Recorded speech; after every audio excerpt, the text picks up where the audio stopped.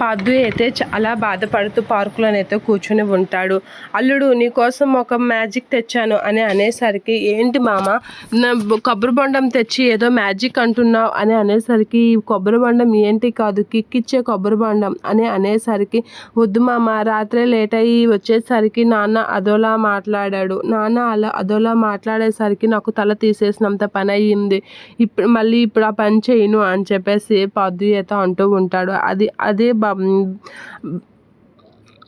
అది కాదు పార్థు, నువ్వు అసలు ఏదైనా మెడిసిన్ అన్నా ఏదైనా సరే మితంగా తీసుకుంటే అది ఆరోగ్యం, అమితంగా తీసుకుంటే అది అనారోగ్యం. నువ్వు రాత్రి ఎంత వద్దు వద్దు అల్లుడు అని చెప్పేసి ఎంత అన్నా సరే ఊరుకోకుండా ఎక్కువగా తాగావు. కాబట్టి మామయ్య దగ్గర బావ దగ్గర దొరికిపోయావు. నువ్వేం కంగారు పడకు, ఇది చెప్పేసి ఇది తాగి ఈ ఇయర్ ఫోన్స్ చెవులో పెట్టుకొని మ్యూజిక్ విను. నీకు అసలు ఏం జరుగుతుందో ఎవరు ఏం చెప్తున్నారో వినిపించదు అని చెప్పేసి తమ దగ్గర ఉన్న ఇయర్ ఫోన్స్ ఇచ్చి కొబ్బరి బొండం అయితే ఇస్తూ ఉంటాడు.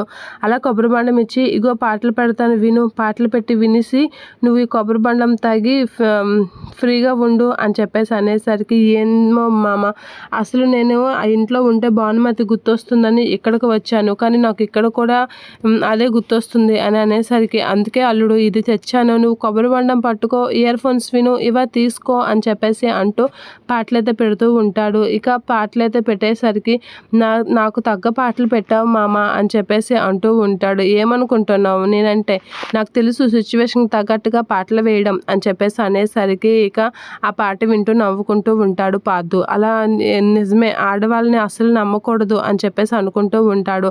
అలా అనేసరికి ఆ భాను అయితే ఎదురుగా ఉంటుంది. చూసావా మామ, ఇలా తలుచుకున్నానో లేదో అలా ఎదురుగా ప్రత్యక్షం అవుతుంది అని అనేసరికి, నీకేనా అల్లుడు, నాకు కూడా కనిపిస్తుంది అని అంటూ ఉంటాడు. ఏంటి నీకు కూడా కనిపించడం ఏంటి, నాకే కదా కనిపించాలి అని అనేసరికి, లేదు అల్లుడు నాకు కూడా కనిపిస్తుంది అని అనేసరికి భాను అయితే ఏడుస్తూ ఉంటుంది పార్థుని చూసి. ఇక పార్థు అయితే పట్టించుకోకుండా దూరంగా వెళ్ళిపోతాడు.